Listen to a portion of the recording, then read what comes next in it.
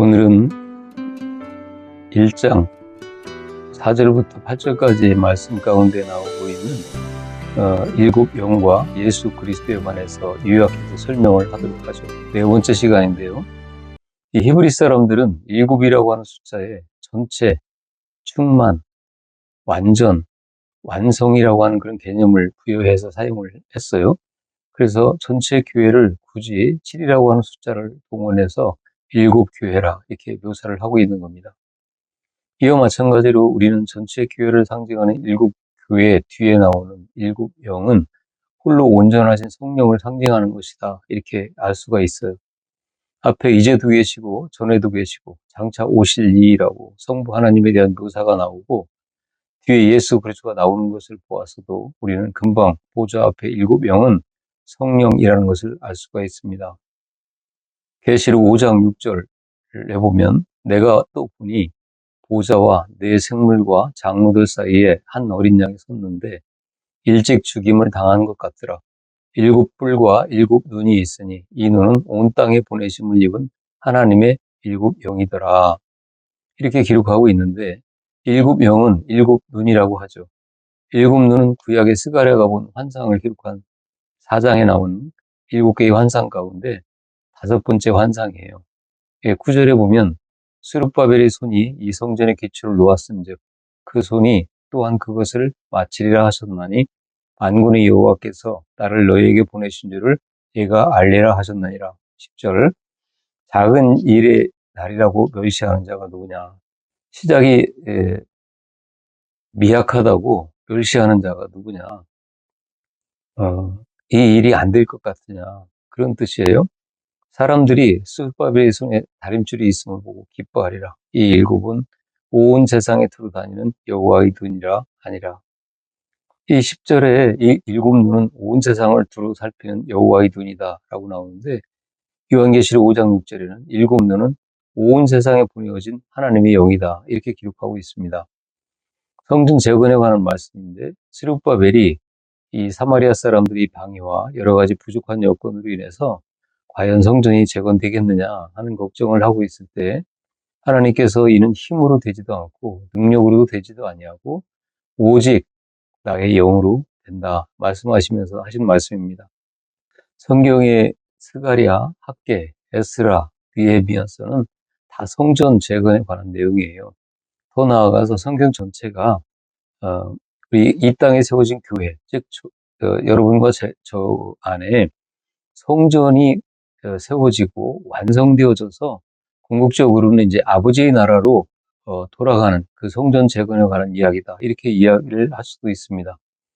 여러분 성경에서 나타난 성전 재건이라는 것은 옛 성전을 무너뜨리고 새 성전을 지으시는 옛사람을 죽이고 새 사람을 창조하시는, 다시 말하면 교회를 탄생시키는 여러분과 저의 구원의 모습, 예수 그리스도께서 이 땅에 오셔서 하신 사역들을 상징하는 거예요. 지금 스가랴서의 환상은 예수께서 보내신 성령 하나님으로 말미암아 이 세상에서 하나님의 영광의 빛을 바라고 있는 교회의 모습을 그려나가고 있는데 감람나무에서 끊임없이 금기름이 공급되고 있습니다. 그 기름은 성령을 예표하고 있죠. 교회는 성령의 오심으로 탄생이 될 뿐만 아니라 계속해서 성령의 조명과 인도와 충만을 받아 존재하고 유지하게 된다는 것을 묘사하고 있는 거예요. 그 교회가 천국에서는 말할 것도 없고 지금 이 땅에서도 빛을 발하고 있습니다. 감람나무에서 끊임없이 부어지는 성령 하나님이 도우심으로 교회는 영원히 빛을 발하게 되고, 그래서 교회라고 하는 것은 성령님이 없이는 존재할 수도 없고 유지될 수도 없는 곳이 교회라고 말씀하고 있습니다. 일곱 촛대는 일곱 교회가 맞죠. 그러나 왜 성경이 일곱 촛대를 또 성령으로 묘사를 하느냐면 교회는 성령이 없이는 존재할 수도 없는 것이고 유지될 수도 없는 것이기 때문에 그래요. 그래서 교회라고 하는 촛대에 불이 붙어서 그것이 촛대의 역할을 제대로 하기 위해서는 성령으로 말미암아 불이 붙어야 비로소 촛대가 되는 겁니다. 교회라고 하는 촛대에 불이 붙어서 빛을 발하기 위해서는 성령이라고 하는 기름이 공급되지 아니하면 불가능하고 또 따라서 교회와 성령은 떨어질 수 없는 존재라는 거예요. 그래서 성경은 일곱 촛대를 성령의 도우심으로 탄생되고 빛을 발하는 교회라고도 표현하는 겁니다. 여러분도 아시다시피 옛 성전에서는 제사장들이 감람나무 기름을 부지런히 날라야 했어요. 그런데 스가랴에서는 감람나무에서 끊임없이 흘러나오고 있죠. 이것이 바로 옛 언약과 새 언약의 차이예요. 옛 언약에서는 우리가 뭔가 끊임없이 일을 해야 했지만 새 언약에서는 감람나무에서 끊임없이 흘러나와요. 자동으로. 우리가 뭔가 해야 할 일이 없는 거죠. 이것이 바로 율법과 복음의 차이예요. 다음으로 예수 그리스도로 말미암는 은혜와 평강이 나오는데 이 말씀은 요한계시록 전체의 요약이라고 할 수도 있습니다. 사도 요한이 이 요한계시록을 썼을 당시에는 로마의 도미티아누스가 전 세계의 패권을 쥐고 기독교인들을 최고로 박해하고 있던 때였어요. 로마의 제국주의적 이데올로기는 그들이 요구하는 황제 숭배만 따른다면 아무 문제가 없었습니다. 사람들은 더 없는 평화를 누릴 수가 있었죠. 로마에 의해서 세계가 평정됐기 때문에 전쟁도 없었습니다. 예수만 믿지 않는다면 핍박을 받을 이유도 없고 그냥 평안하게 살 수 있던 세계였어요. 그렇게 초대교회 사람들은 로마 제국주의적 이데올로기가 주는 무사한 일과 평화와 안녕이라는 그런 영적 생명력을 상실케 하는 사단의 공격이 있었고요. 예수를 믿는다는 것 때문에 엄청나게 가해져 오는 과시적인 핍박을 받고 있을 때였습니다. 이렇게 양쪽에서 노출되어 있는 초대교회 사람들에게 하나님께서 진짜 은혜가 무엇이고 진짜 평강이 무엇인지를 확인시켜 주시려고 이렇게 서문에서 인사말에서 이렇게 이야기를 하고 있는 겁니다. 정말 평강은 전쟁이 없고 외부적인 적이 없고 먹을 것, 입을 것이 모자라지 않는 그런 편안한 상태가 아니다. 그러한 편안한 상태가 평강이라면 지금 너희들은 평강이 아니다. 그런데 평강을 빌고 있다라는 것은 평강은 그것이 아니라 하나님과 원수되었던 죄인들이 하나님과 화해가 되어서 이제 그 하나님의 영원한 언약의 은혜를 입은 자가 되어진 그것으로 말미암아 이제 우리는 가야 할 그 새하늘과 새 땅이 있다는 것을 알게 됐고 그것으로 말미암아 얻게 되는 그 평강을 이야기해주고 있는 겁니다. 본문을 보면 예수 그리스도에 관한 묘사가 세 가지로 기록되어 있는데요. 그분은 충성된 증인이다. 그리고 그분은 죽은 자들 가운데서 먼저 나신 이고 그분은 땅의 임금의 머리가 되신 분이다. 진짜 왕 중의 왕 이렇게 표현하고 있죠. 이 구절은 요한이 시편 89편을 인용한 겁니다. 89편 20절을 보면은 내가 또 그를 장자를 삼고 장자를 삼는다는 말은 먼저 나시고 이 말이죠. 세상 왕들에게 지존자가 되게 하며 계시록에서는 임금의 머리가 되신이라고 표현을 했어요. 내내 같은 표현입니다. 37절을 보면 또 궁창의 확실한 증인, 확실한 증인이라는 것은 충성된 증인, 똑같은 얘기예요. 달같이 영원히 견고케 되리라 하셨도다 셀라 했습니다. 당시 이 편지를 받은 초대교회 신자들은 바로 이 시편에 기록된 말씀이라는 것을 금방 알 수가 있었습니다. 그리고는 평강을 얻을 수 있었다는 거죠. 당시 이 편지를 받은 초대교회 신자들은 바로 이 시편에 기록된 말씀이라는 것을 금방 알 수가 있었던 겁니다. 그리고는 이 말씀으로 말미암아 공급되어진 평강을 얻을 수 있었다는 건데요. 그럼 이 시편 89편의 이야기가 무슨 내용이기 때문에 그들은 이 내용만 듣고도 금방 평강을 얻을 수 있었을까를 우리가 생각해 봐야 되겠죠. 이 말씀은 다윗이 왕권을 갖고 기름 부음 받은 왕이 돼서 대적들을 물리치고 다스리는 장면이 표현된 게 바로 이 시편 89편이에요. 유대인들이 지금도 앙망하는 그 화려했던 그 다윗의 왕국처럼 예수 그리스도께서 오셔서 바로 다윗의 언약으로 약속되었던 영원한 날을 완성시켜 주셨다. 유대인들이 지금 앙망하는 그 화려했던 그 다윗의 왕국처럼 예수 그리스도께서 오셔서 바로 다윗의 언약으로 약속되었던 그 영원한 나라를 완성하셨고 다스리시는 분이다라고 하는 것을 우리에게 알려주고 확인시키며 강조시키기 위해서 요한은 시편 89편의 표현을 이용해서 예수 그리스도를 표현한 겁니다. 사무엘하 7장 13절, 16절에 보면 그 나라의 왕위가 영원히 견고하게 되리라는 말씀이 있어요. 그러면 여러분, 그냥 정말 그 말씀대로 그렇게 되었습니까? 솔로몬의 왕이나 이스라엘이 정말 영원히 경고케 되었나요? 아니에요. 바로 솔로몬의 왕, 이 아들 때에 가서 여로보암과 르호보암으로 나라가 둘로 나눠졌어요. 북이스라엘과 남유다로. 그리고 BC 722년에 북이스라엘은 아수르에게 망하고 BC 586년에 남유다는 바벨론에게 망했어요. 그리고 그 이후에 이스라엘이라는 나라가 이 지구상에서 사라졌습니다. 1947년에 그 시온으로 돌아가자라는 것을 스위스에서 외치고 48년에 이스라엘이라는 나라가 다시 세워지게 되는데요. 그때까지 2000년 동안 이스라엘이라는 나라는 이 세상에서 없었습니다. 나라가 없었으니까 당연히 왕도 없었겠죠. 그러면 하나님은 지금 무슨 약속을 하고 계시는 거냐?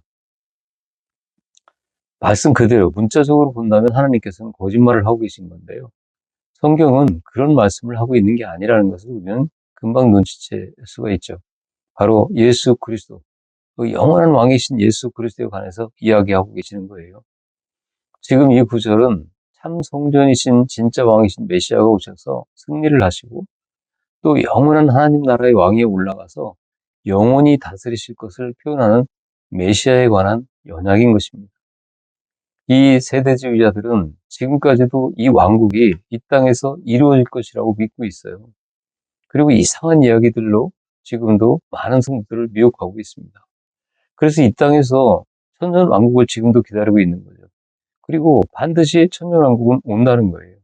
그러기 위해서 대비해야 된다. 우리 교회로 와야 된다. 저리 가야 된다. 어, 내 앞으로 와야 된다. 뭐 이런 이야기들로 미혹을 하고 있는 거죠.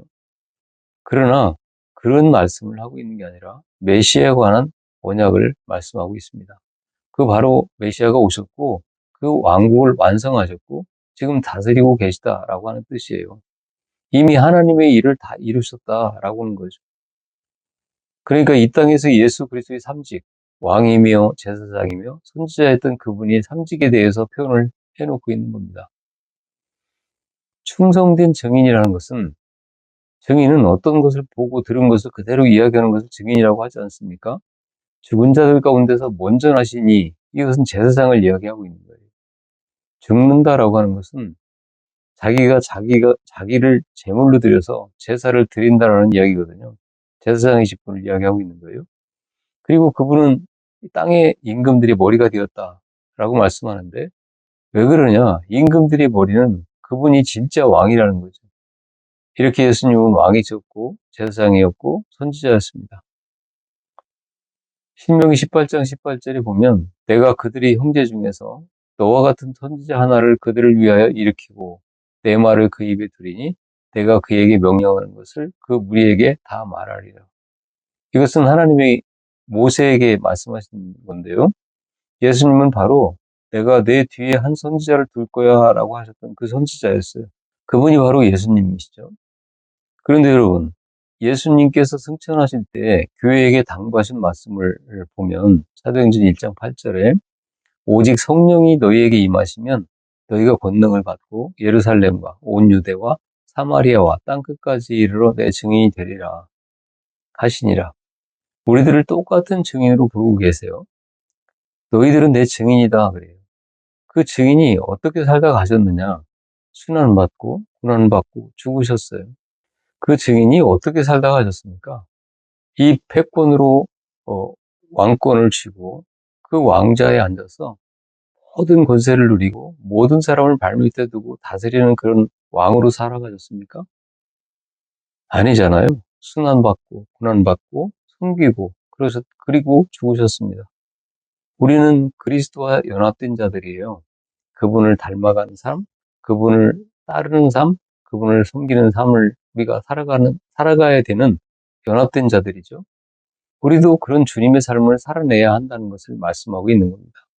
이렇게 주님은 교회를 예수님과 똑같이 증인으로 부르셨습니다. 증인으로 부름을 받은 교회는 예수님처럼 증인으로서의 역할을 충실히 해내야 한다는 거죠. 그런데 그게 잘 안 되잖아요.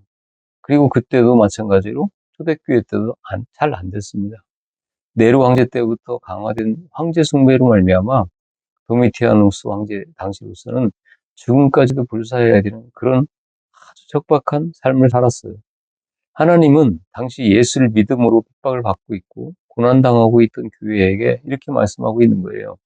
충성된 증인들아, 너희가 충성된 증인으로서 지금 당하고 있는 그 고난을 예수님께서도 메시아이신 예수가 다 겪고 갔다. 그러니까 너희들은 지금 하나님이 원하시는 그 길을 잘 가고 있는 거야. 두 번째로 그분은 죽으셨다가 죽은 자 가운데서 다시 살아나셨다라고 기록되어 있어요. 죽으셨다라고 하는 것은 예수님께서 제사장으로서 완전한 제사를 드렸다는 거죠. 자신이 제물이 되셔서 하나님 앞에 완전한 제사를 드리셨습니다. 히브리서 5장 8절 10절 말씀을 보면 그가 아들이시면서도 받으신 고난으로 순종함을 배워서 온전하게 되셨은즉 자기에게 순종하는 모든 자에게 영원한 구원의 근원이 되시고 하나님께 멜기세덱의 반차를 따르는 대제사장이라 칭하심을 받으셨느니라. 그분은 제사장이셨어요.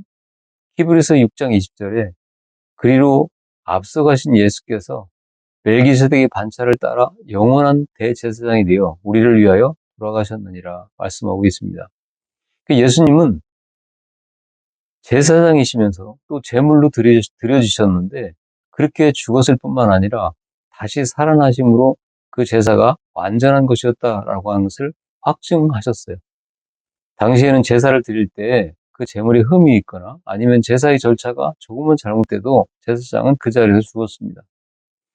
그러니까 예수님이 우리의 죄를 짊어지시고 그냥 죽으시는 걸로 끝났다면 우리는 구원의 역사는 있을 수가 없는 거죠. 그러나 그분이 다시 살아나셨다라고 하는 것은 그 제사가 제물이 완전한 것이었다라고 하는 것을 우리는 확증을 받게 되고 또 하나님이 기뻐하신 완전한 제사였다라고 하는 증거라는 것을 우리는 알 수가 있습니다. 그래서 우리는 구원을 받게 되는 거예요. 이제는 동물 제사가 더 이상 필요 없게 되어버렸습니다. 장자라고 하는 것은 남자의 대표고 남자는 전체의 대표라면 이 장자는 뭐의 대표냐? 전체를 대표하는 게 장자예요. 그러니까 예수 그리스도, 그 맏아들이라는 장자이신 예수 그리스도는 바로 우리 전체를 대표하신다는 이야기죠. 그런데 그분이 완전히 다 고난을 당해주셨고 완전히 죄를 다 이기셨고 승리하셨다는 거예요. 그것이 먼저 나셨다라는 의미예요. 장자의 의미. 얼마나 우리에게 기쁨과 평안을 가져다주는 그런 말입니까? 예수님이 그렇게 맏아들이 되셨고 우리는 하나님의 양자들이 된 겁니다. 히브리 사람들의 개념은 양자는 아버지의 모든 것을 기업으로 물려받고 그 권세를 누리는 존재들이 양자입니다. 하나님이 우리를 예수님과 동일한 수준으로 대접을 해주신다는 말씀이죠. 그 수많은 고통과 핍박과 박해 속에서도 이런 말씀을 들으면서 그들에게는 영적인 큰 의미를 부여받으며 장차 오실 예수 그리스도를 더 바라보게 되고 악망하게 되는, 그리고 육체적인 고난과 핍박을 너끈히 이겨내며 세상이 감당치 못하는 자들의 삶으로 하나님께 영광 돌리는 그런 복된 자들이 그때 당시에 이 말씀을 받은 신자들이었습니다. 우리에게 주시는 메시지 잘 기억하시면서 5번째 시간에 뵙도록 하겠습니다.